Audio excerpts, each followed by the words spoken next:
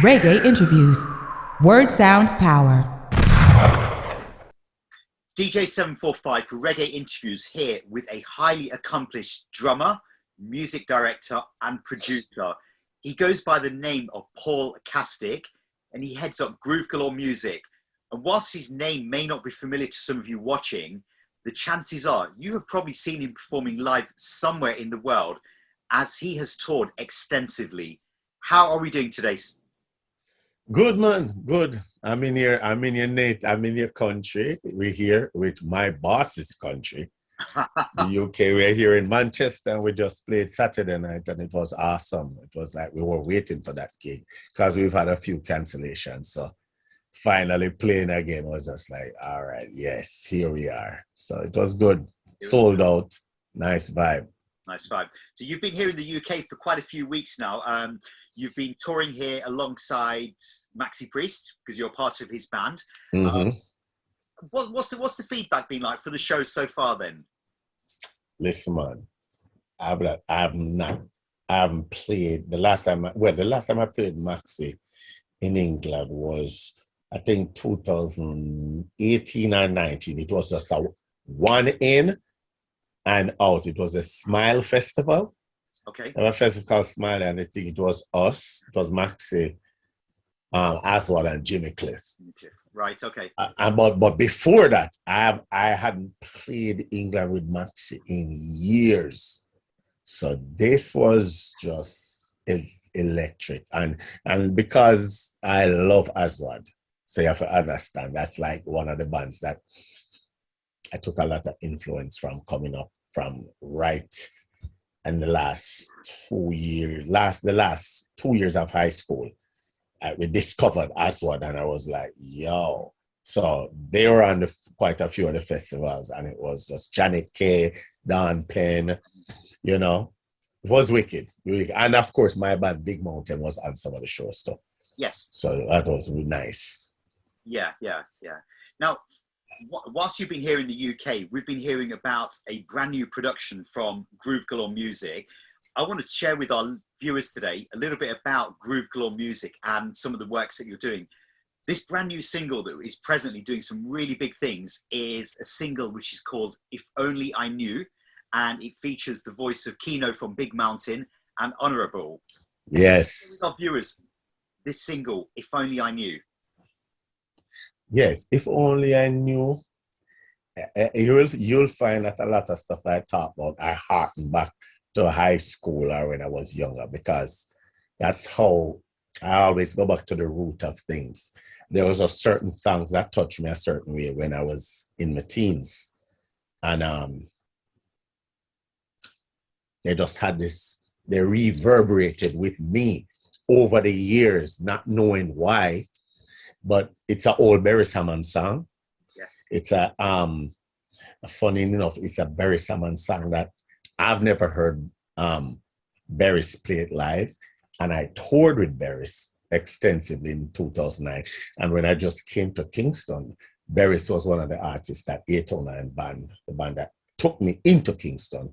We toured with a lot and we were kind of like his backing band for a while.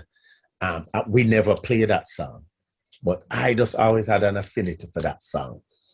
And a couple of years ago, I just, once I started to get into production, certain dreams and fantasies that I used to have back then, I know I have the ability now to bring it to reality.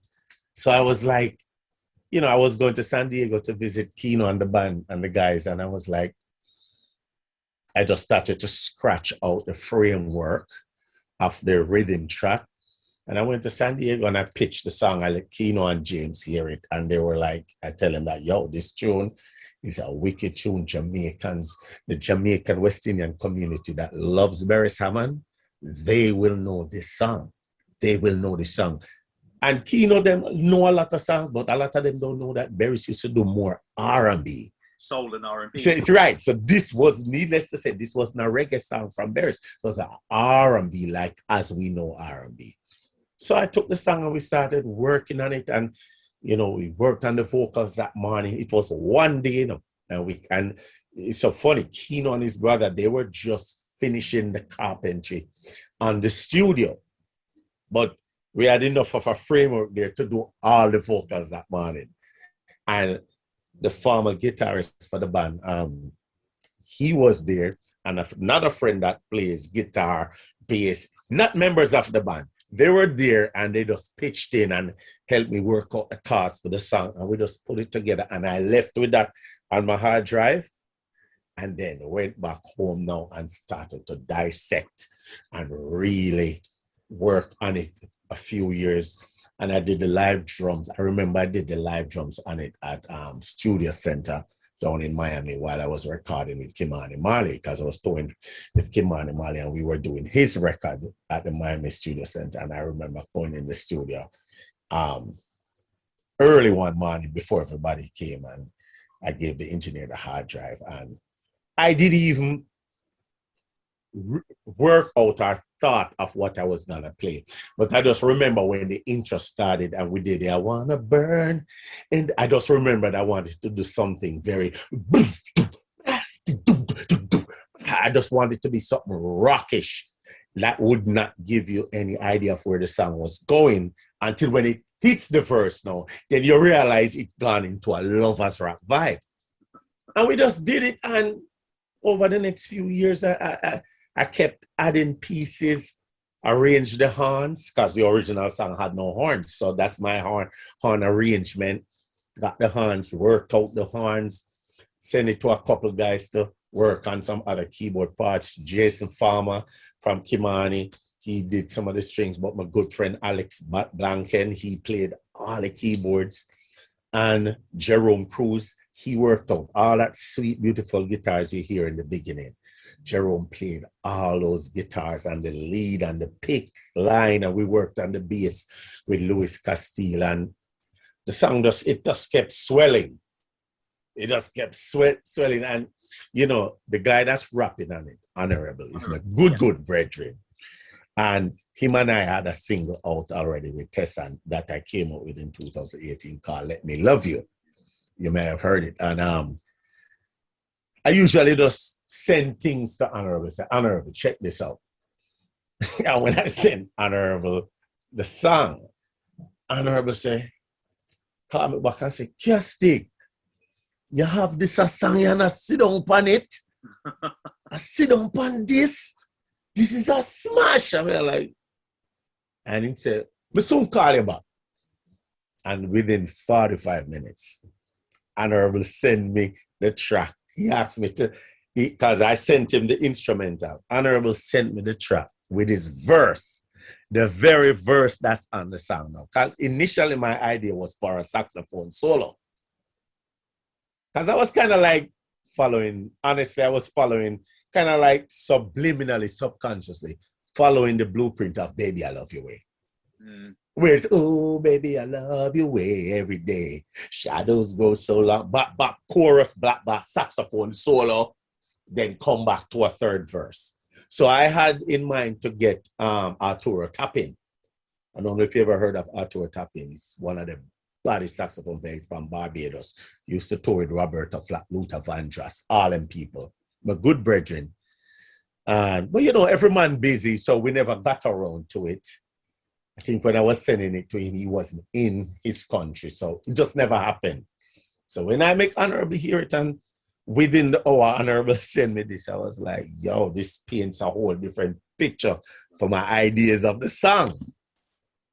Needless to say, the pandemic happened this year, and Honorebel always nudging me. And Honorebel always nudging me. Honorebel said, KasticK, this is the time to put out this track. And he said, since Big Mountain coming to Kingston to record, which was June 20th to July 20th for a month, the band was coming on. Honorebel was like, KasticK, see it here. It's the opportunity is presenting itself for us to shoot the video. And that's why you see the video is of us in the studio, looking very organic, very authentic, like how a band supposed to look, or sound, or whatever. That's what I love. My train of thought for videos is very much taken from the world of rock and roll. where I'm seeing the man them execute them instrument. That's what get the hair upon my hand stand up. Yeah. From ever since. Is seeing. And I don't know if there's anybody else in the music business that when they're on tour back in the day buy more VCR tape and DVD of live concert and outtakes where you get the live album and then you get the extra footage of the guys in the studio. That's always the thing that I look forward to. So you'll find that I'm always getting albums with the making of Metallica, the making of this album, the Aerosmith, the making of.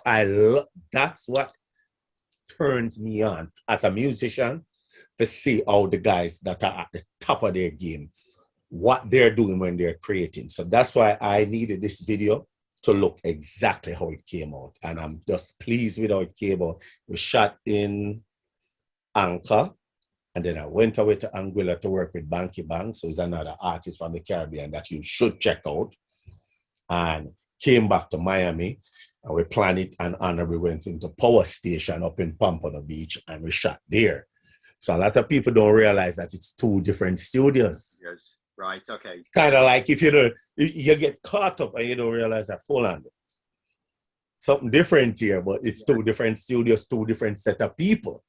Yeah, yeah. And the guy that did the videography, Courtney Panton, just my brethren. Oh, yeah. Courtney really, yes. I called Courtney and Courtney was on board. He loved the song. I mean, Courtney called me back and said, KasticK, I would really love a chance to edit the video. Because I had no plans for him to do it. Because we had people in Florida that Honorebel have that we were, I just wanted Courtney to shoot it, but the song seemed to move him a certain way, and he offered. I was like, all right, and I'm proud. My respect to Courtney, he did a phenomenal job, and everybody, the feedback, everybody really felt like, yeah, they like this video, Yeah, and I think I really like how you've explained what the concept behind the video is, because when I've seen the video and I looked at the fact that Courtney was involved as well, and the whole studio vibe really makes sense now. It really. I think that's just missing. It's a missing gem in music, period. Mm. It's like nowadays, you don't really know who playing anything. Remember back in the day, I could go grab up an album or buy a CD. First of all, when I used to buy CDs, as I open the CDs, I go straight to the liner notes. Yeah. To see who play what, where record, who mix, who edit. That information is now just missing. So it's up to me. Well, for anything that I do, you're going to notice, even although YouTube has I'm not only putting up the information of who do the video. This is the platform to put all the creditations for all the musicians. If not, nobody knows nothing. True. Yeah, that's just what it is. And I find it, I just don't like that. So I'm just starting with me, with my projects. We'll definitely be featuring up to the artwork. I'm going to make people know who did that, because that's what we have. It's the only free thing we can give, man. It's some credit. Yeah. You know what I say? Yeah, and I think it's really important you highlight that point, because it takes a lot to make a song a hit song. Of course. Just, and the artistic directors, the people that are working behind the scenes with the video, even the people that are providing you food in the studio, everyone has a credit. Dude, everybody, man. Sorry. Yeah, man. I think it's very important, and I think CDs not selling anymore. Vinyl, it's just a missing thing. And that's how I learned who Sly was. That's how I learned who Mikey Boo was. That's how I learned who Winston P. Bowen was, Carl and Santa Davis. That's how I knew who was who. That's when I came into Kingston in 1989 with 809 band. Yeah. I was just like in a toy store when I saw Desi Jones rehearsing right in front of me. Just like these different guys, because I knew who they were from album and reading album credits. So that's a forgotten form of art that's just gone on, because as I said, everything that comes out now, you pretty much going to know who the producer is. But, okay, who do this music. Yeah. If it's not a program thing where you did it in some software, fine, and I do that too. But when you hear drummer play for real and bass play for real and horns and guitar, come on, it's like we need to know who play that. Yeah, yeah. So yeah. I mean, look, Paul, you were born in Montego Bay. When did you first recognize that music was a path that you wanted to follow? I think once I got into my high school band in 82, I was in third form and I joined the school band orchestra. But it was an orchestra, so I never even realized that I was going to have anything to do with playing drums. Because those days I was good at soccer. So I was a football player, and that's what I was deep into and obsessed with. Diego Maradona and Pele and soccer. That's what I was heading for. But I'd always had an affinity for watching bands, marching bands in Montego Bay. My mother would take me to live concerts.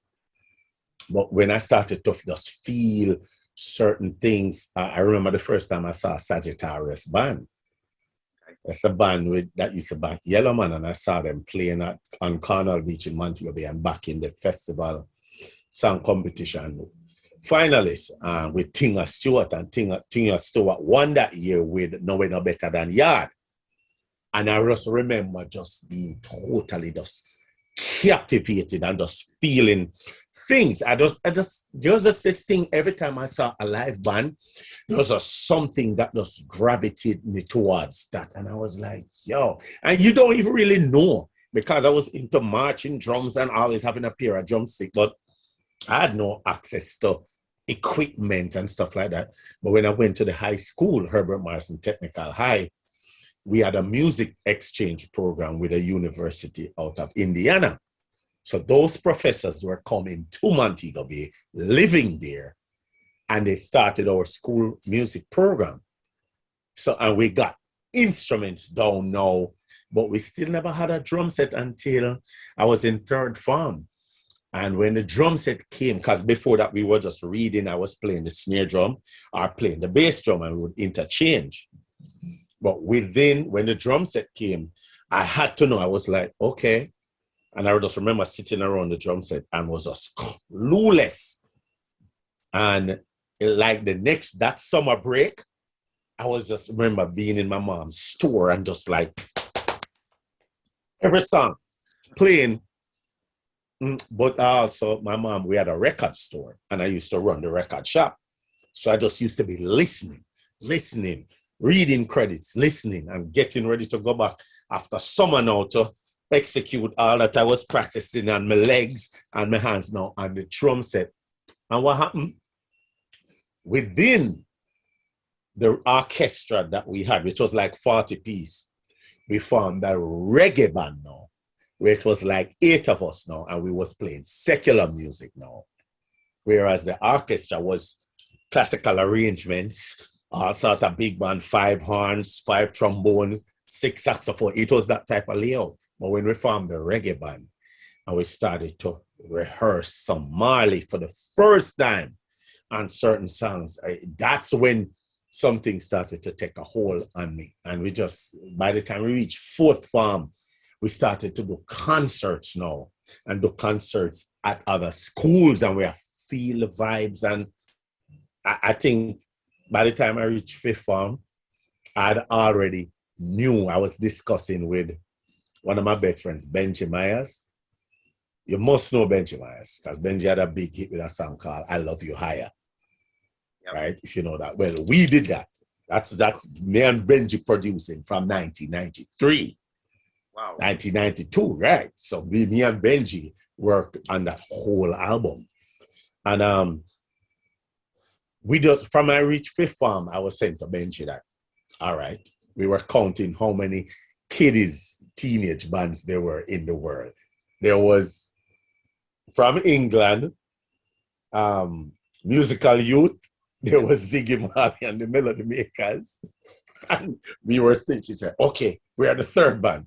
And we had a cassette that we would walking around Montego Bay, going to record shops, going to record producers, handing it to them for them to hear an original song that we had made up called Famine.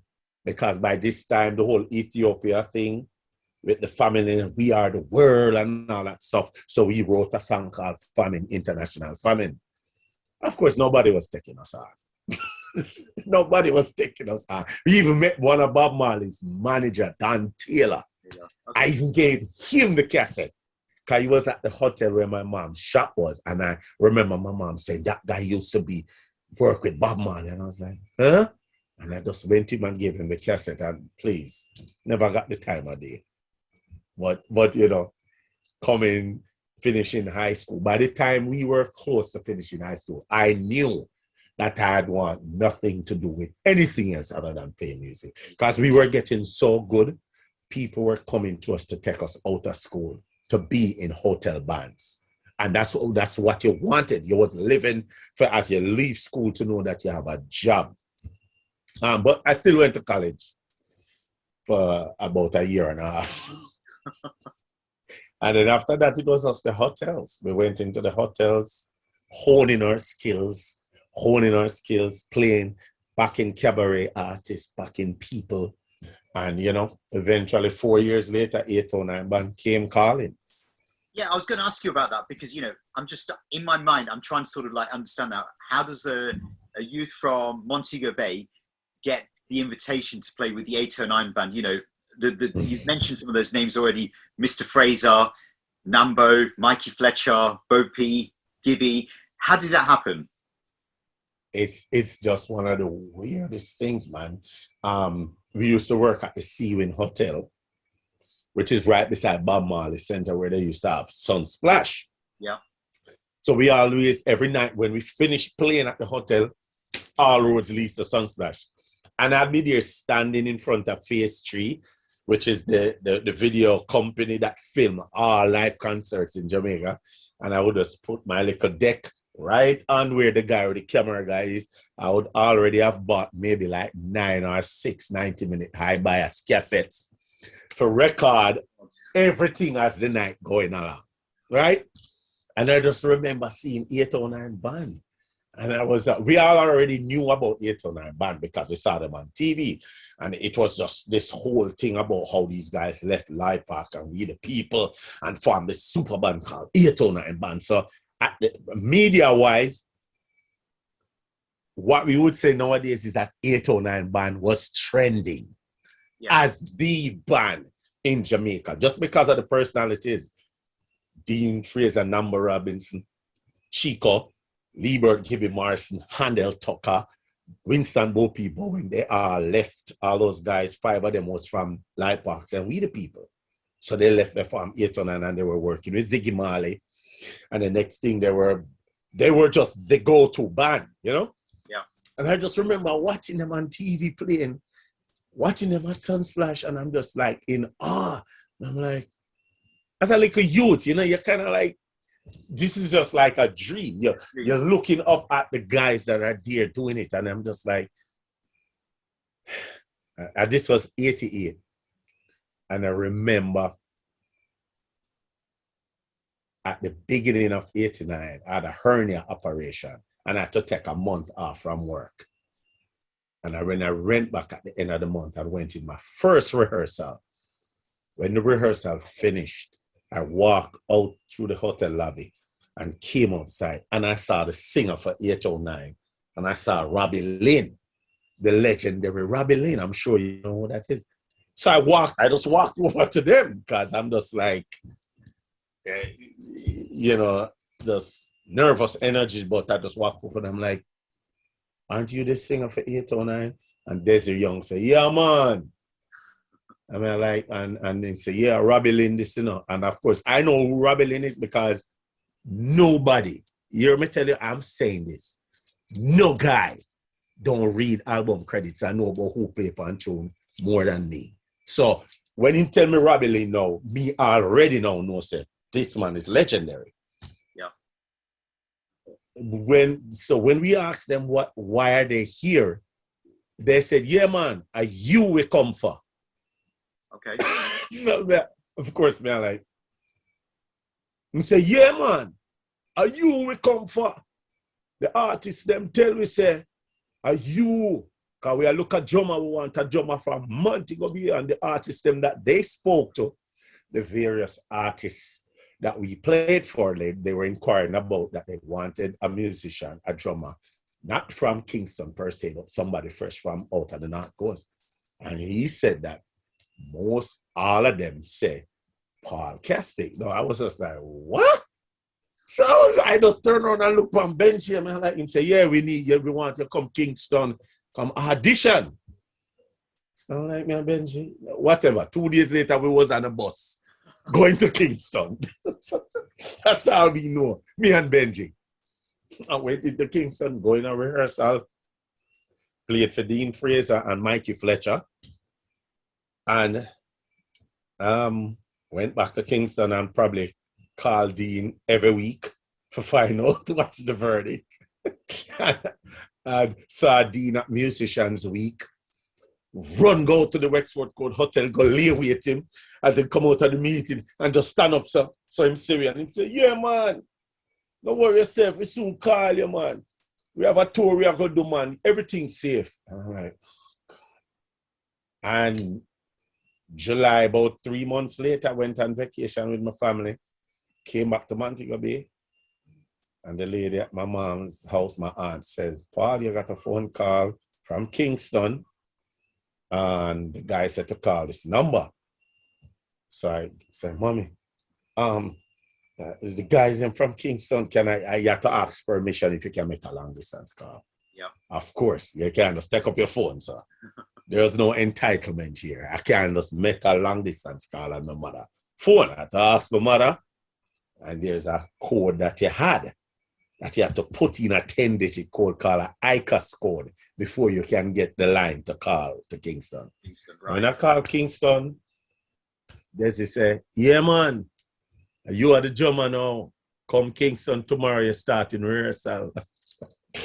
I was like, what? I just hung up the phone, running to my mother. I said, Mommy, I got the job. I'm going to Kingston. And I just went to unpack my stuff. I was on the bus 5 a.m. the next morning to Kingston, straight into a rehearsal with 809 band to rehearse to go to Cuba. Wow. So no pressure then. Well, no pressure in the sense that the stuff we were playing, rehearsing, was stuff that I was very familiar with already, because we were working with Ebony and some artists that were singing a lot of, like one guy was calling himself Junior Gregory. So he was doing all Gregory Isaac stuff, which I was familiar with that like nobody's business. Ebony, I'd already was playing for Ebony in the hotels. So this was a first nice thing to wet my beak in, you know? Yeah. The big shit was coming the next time around when I came back now, because when I came back from that trip, because it was Jamaica's independence and the Jamaican community that work on the US base in Guantanamo Bay, they usually put on events when it's Jamaica independence. So we never went to the mainland, we flew into Guantanamo Bay. Okay. But the gig after that now was the gig where I was going to play for Maxi Priest, Beres Hammond, Marcia Griffiths, and Uri. Now that's the day now I would say I was initiated now. Because, you know, as a little youth from Montego Bay, from country, if you are dream this dream and you are say these bright lights for years on stage, and I watched all these guys, and then you have to understand what Maxi Priest was to me. Mm. He was just a breath of fresh air that was totally different from what was going on in Jamaica. And I was always like, Oswald, Maxi Priest, when I heard Intentions, I heard all those records, Wild World and How Can We Ease the Pain, I was like, yo, this brethren. So imagine how me feel now when I'm in this rehearsal room and see the man stand up right here, so literally 6 feet from me, knowing that I'm rehearsing his music and he's I was just, man, I lose my mind. I'm losing my mind. Where did that show take place then? The one that you're referring to with Marcia Griffiths, Maxi, you, Roy? It was a big show in Miami at Bayfront Arena. Okay. Oh, I'm sure you must know Bayfront Arena. Bayfront. That's like one of the most popular venues. And it had the who's of who was on it. Inner Circle. When we were playing 2 nights, because one night we would have been back in, say, Beres and Marcia, and the next night would be Maxi and Uri. And then there's tons of other artists on it around that. But we were, I think the closers were Inner Circle. As this was kind of like 4 years prior to Inner Circle getting that big girl, I want to make you sweat, blah, blah, blah, all of that. So yeah, so that show, and I was just in Fantasyland, man, seriously. I'm in Fantasyland because I'm playing with Dean Fraser and the band that I'm in, because when I look around, I'm like, how the hell did I get right here, son? With these guys that all I know of them was from hundreds of albums I saw each one of them name on. So just, and then now I'm in a band with them and I'm in them house and I meet them wife and everybody know me as the new young drummer. It's just like, it's just a dream. Seriously. And we work with Maxi up until, this was September, we worked with Maxi. We went to Bermuda, we went to Canada, we went to Puerto Rico, we went to St. Thomas with Shabba Ranks and Maxi, and it was just like the Wild World had just hit the charts like in 88. So you have to understand that album there with some guys about a lot, Wild World, Marcus, We Love You. It was just revolutionizing reggae at the time. And just for no some up on the stage I play with it was hard to just, yeah, like, this real? A lot to take in. A lot to take in. Yeah, oh, trust me. Yeah, man. Yeah. So while we're talking about live performances, let's share with our viewers some memories of Reggae Sunsplash. Oh, God, Reggae Sunsplash. Listen, yeah, Reggae Sunsplash that I was in the audience as a fan, and they have Reggae Sunsplash where I was on the stage. I don't know which one better, because honestly, I'm such a fan that just to be, and then the funny thing is, 1 year in 86, Sunsplash came to the hotel where my band was a resident band, and they rented my drum set to use for the Wednesday night for the jazz Sonny Bradshaw big band. Okay. And so the guy came with me and they wanted my acoustic drum set, and I was like, what? And he was like working out a deal with me. And when he told me that, don't worry, I'm going to get tickets. Dude, listen, I'm going to get tickets, and I'm literally now going to be like in the VIP section now, not just out there in the crowd, but literally on stage to like have all access, because that's my drum set on the stage. Knock on wood. Dude, I'm losing my mind. What we say? Yeah, so being the fan, watching the various years, and my first Sunsplash, and then when I remember when I saw Steel Pulse, Earth Crisis, same 86 when they came to Jamaica. I'm in all of those shows, but 1990, when I was going to play on Sunsplash and play for Marcy, I think we played for Freddie McGregor, Barrington Levy, I think Bigger, an artist from out of Florida, Shined, Maxi Priest. Dude, when I'm on the drum set, with 809, and when I look behind me, just my comrades them from Montego Bay, youths, other musicians that have the same aspirations that I have. There was a support system right behind me down there where I call out my name every minute. And just I say, Pablo, mad, big up, yeah. And we just like, it was just something feel good for no say, You're bridging them there because them know the moment. Them know that this moment is something just like, it's just a dream I come to fruition. So every time I was playing, every time we have a break between songs and the MC, me just I hear my name a call every minute behind me, and just man and man down there so from other bands, other competing bands from the hotel, Beres Hotel, and man and man just know say it's a big deal that one of us went through. It's like you come from Oregon and you get a chance and you know they're on Broadway in New York, or you're there in LA. That's just what it was, because it was not a regular thing. That's some little guy from Mobile in one of the big bands then. So it was just literally on one hand. Yeah, you could count. Ruption was playing for Jimmy Cliff, but Ruption was so advanced. Ruption was advanced class drummer. You know what I mean? And he originally, he was with Jimmy Cliff, and then, of course, Ruption played for Third Row now. So we had looked up to those guys.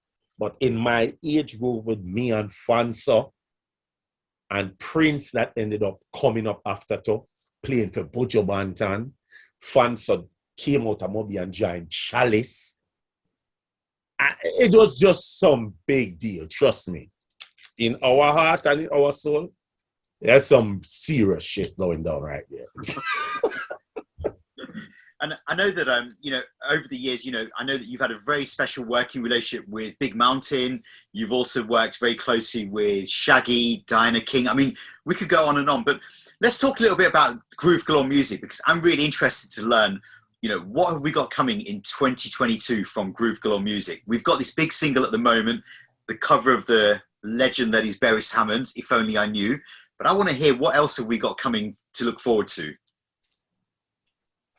The project, the project that I'm so proud of. And as I say, there's some of this stuff I've never set out to do. And that's why when I really see how it comes to the finality of it all, and I have to look back and sometimes I'm like, did I really do this within the last, I started it in 2017. And I remember trying to get people on board. But you know how the business go, everybody have them thing doing.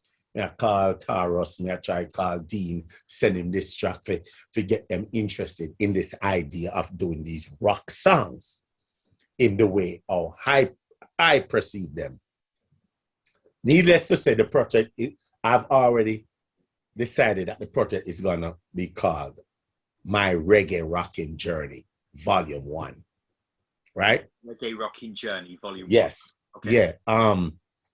The project is just incredible. And I don't want to say, I'm just going to say, it's just, I'm going to go out on a limb and say it's like nothing unlike anything you've ever heard come out of Jamaica.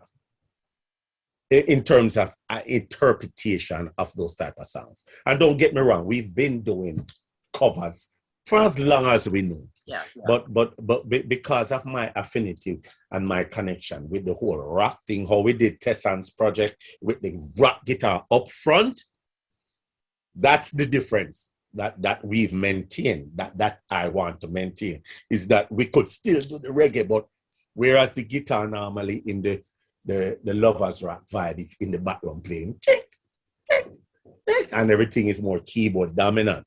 In this, what we've done is, if you know the Tessan record that we did, Rudy Valentino, and we co-produced that Hideaway song and that whole heap of rock stuff that we did, it was dominant guitars and drums. So, what's that? I've never seen that. You've never seen that? Wow. No, you have to take a picture and send it to me. Serious. Okay. I've never seen that. I'd love you to take a picture, take it out of the thing and just take a picture, because I really love to post that. Seriously, I've never seen it. So that project is done. I've been shooting videos since 2018, the singles, because I really want to have a video. Ideally, I want to have a video representation of each song. Yeah. Because I'm just trying to go all out And I'm a quality over quantity. So if it's going to take some time, it's going to take time. But I really realize that even if I don't necessarily, volume 1 may be 6 songs and alternative mixes and a cappella, because it's going to be volume 2 for sure, because there's 13 tunes, but there's some of the tunes that have some wicked mixes where you can't decide. So that's why I know that it's going to be split in a volume 1 and volume 2. Now then there's Dangling. Now Dangling is one of these wickedest songwriters I've ever come across in my life. And this youth was singing for the Wailers. And he had a career before the Wailers, but once he went to the Wailers, it kind of slowed down his personal thing that he was doing. So he was touring with the Wailers for 6 years. He's now left. Me and him, we met on a session, and I'm now producing and working with him on his album. And let me tell you something, this youth is next level. So that's the next thing. That's the next. It's like Apple, you know. Apple have the iPhone, them have the iPad, and them have the MacBook Pro.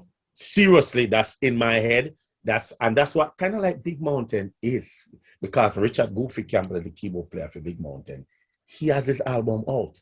A jazz reggae instrumental. You have to hear it. Seriously. You're just like, just go on Instagram and type in Goofy Campbell and listen to some of the snippets. And his album is out there. And he's a keyboard player for Maxi, and he's a keyboard player for Big Mountain for the past 20 years. And I'm just saying, him have him album out. So myself and Rudy, we have this other singer guy. They're in Germany right now. And I have this name that I've been sitting on for years. I came up with this called Groove Oasis. Groove Oasis, okay. So we're thinking of having a project called Groove Oasis, which will have myself, Groove Galore Muzik, Rudy V, that's Rudy Valentino, and Colin. Jesus, you're going to kill me. Hold on. Oh, God. Colin. Hold on. Oh dear, I forget this name. Don't worry, it will come to you. It will come to you. But we've got a project here with the three of you. Sorry, Colin Ross is his name. Colin Ross. Now let me tell you something. It's a Caucasian youth from the States, living in Germany, has a degree in theater, teaching kids music and stuff. And he's writing some phenomenal things and some music that Rudy and I are doing. And it was just like, we're shocked because all of this took place in the last 6 months. Before we came to England, Rudy was just sending me material. I was just going in the studio, playing, sending back. We're getting stuff mixed, overdubbing, getting playable. And we have 14 songs now. So we're thinking of calling one of the projects Groove Oasis. And what the Oasis means, when we were in high school, the professors that came to Montego Bay that adopted our music program, we had this little sticker that they gave us. And it says, music equals organized sounds in silence. Okay.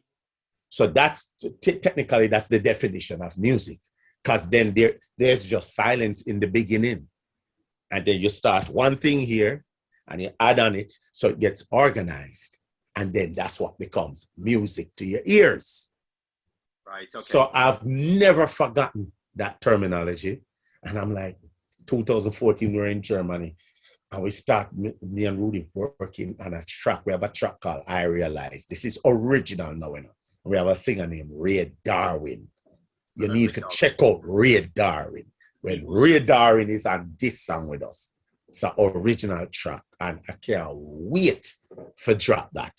That is so different.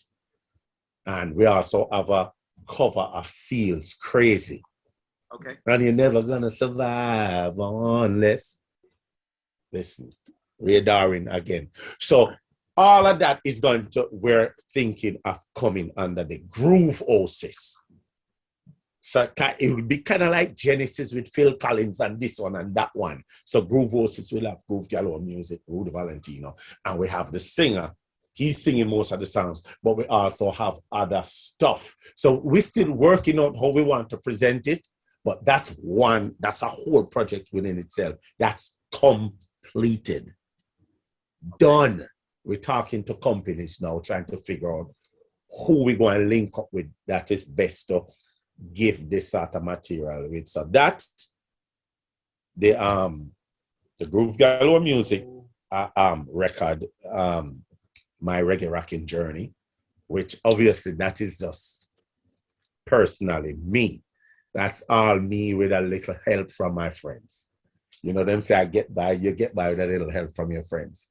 Well, Rudy Valentino, he's my top friend. Mikey Fletcher, Alex Martin Blanken, all my keyboards, them. Rudy, of course, Rudy's co-producing with me and suggested some of the songs for the project, like U2's One Love, One Life. When you hear the version that we've done, my youth, trust me. Exciting times by the sound. Sounds like listen to me, man. Sorry for that next year. It's like, it just might be a whole different thing. Yeah. Now, people that are watching today, they want to follow the progress and what you're doing. Give us some social media links so we can follow you as well. Everything is Groove Galore. So Facebook is Facebook.com/Groove Galore. As you type in Groove Galore, you're going to come up the artist page, Groove Galore Muzik. SoundCloud, Groove Galore Muzik. Instagram, Groove Galore Muzik. YouTube, Groove Galore Muzik. Once you type in Groove Galore, it won't come up, Groove Galore Muzik. So all my contacts is that. Email is Groove Galore Muzik. Muzik, people. Yeah. Groove Galore. So yeah, man, just great things. You have M. Cologne, a rapper DJ from Yard. He was on a Big Mountain song with us called Green Light. If you go research and check out a song called Green Light, that was on our 2001 album called Cold Breeze. Big Mountain album, Cold Breeze. There's a rapper on it named M. Cologne. At that time, he was calling himself Browser. Now, named M. Cologne. Wicked songwriter. He's in my camp too. Me and him are like business partners. We have a studio together in Kingston, but now we kind of team up with Goofy and we have the studio in Montego Bay because, you know, my mom had passed away and I had to like go back home, take care of family things, you know? Yeah. So after 20-something years in Kingston, I've been back in Mobile now the past 5 years. Right, okay.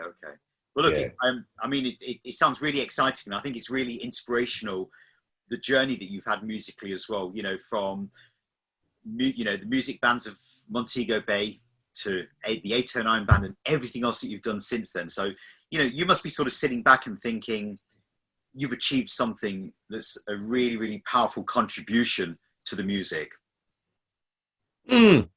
Well, hey, let me tell you something. You know how I look at this? I feel like I have so much stuff that have not come out of me.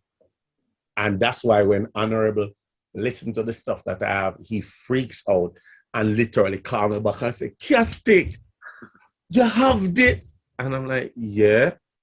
Even the song with Tessa and Let Me Love You. We had it. And I was just like, KasticK, what you do with this?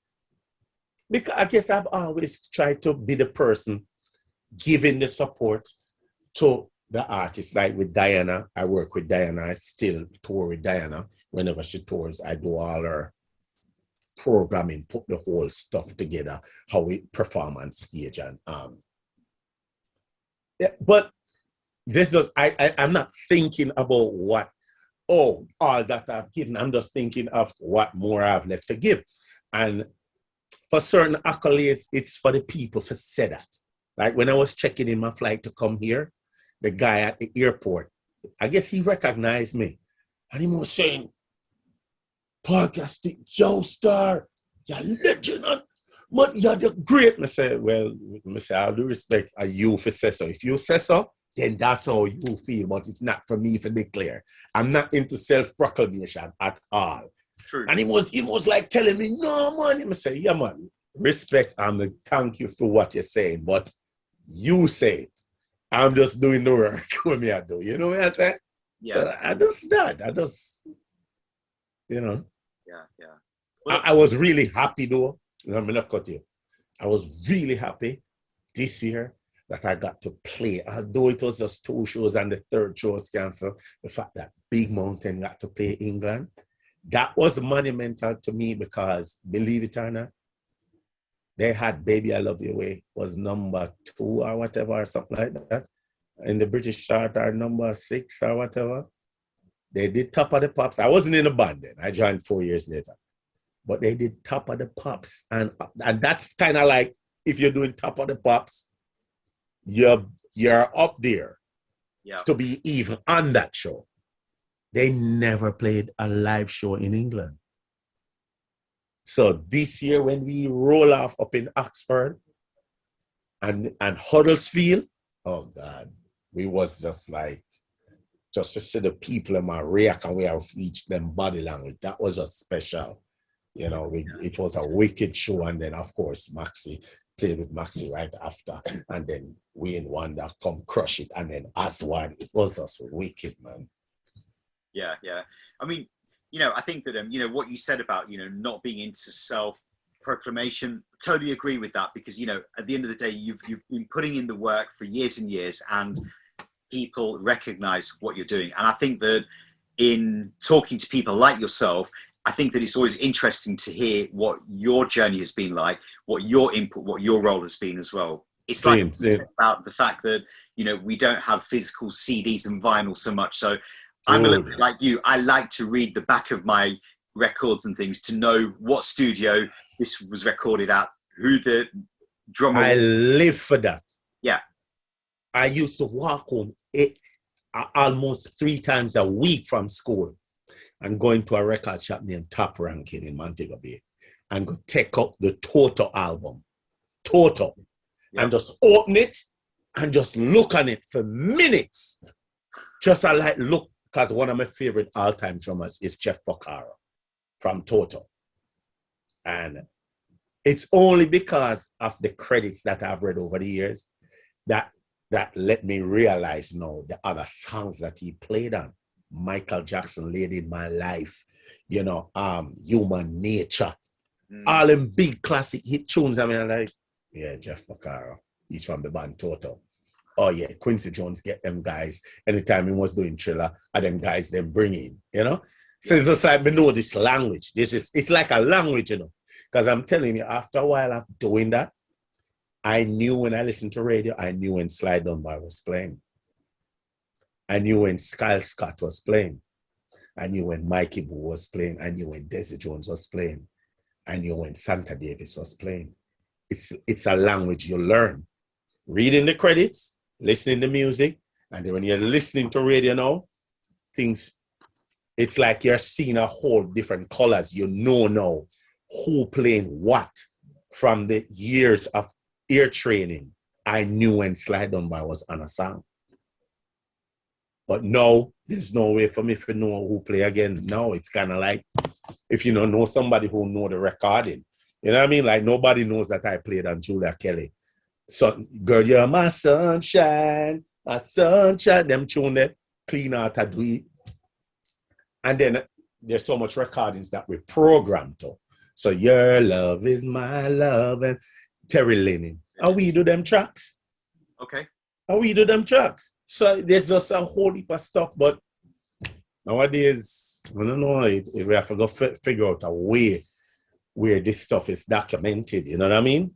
Yeah. So I'm starting to doing it because anything I put on YouTube, Great. everybody name shall be accounted for, you know? Yeah. Well, look, I need to give a big shout out to Music Media Management for making this connection for us as well. Lady Diana, my girl.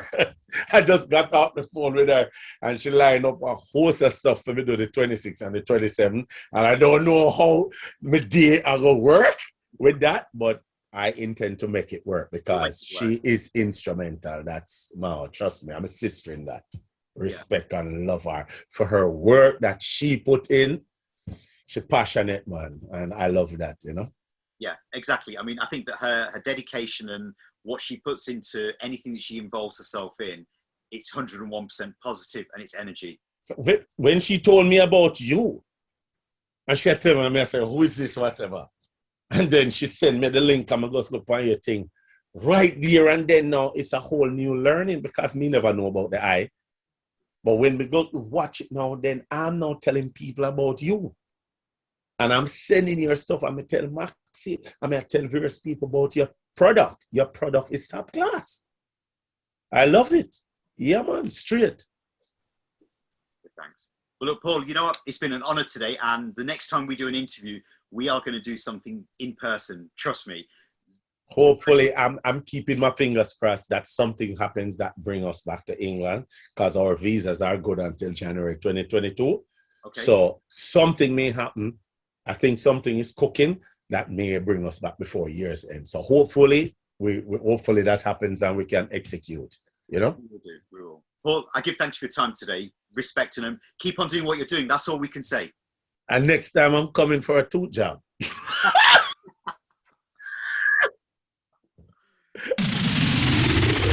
Reggae Interviews. Word Sound Power.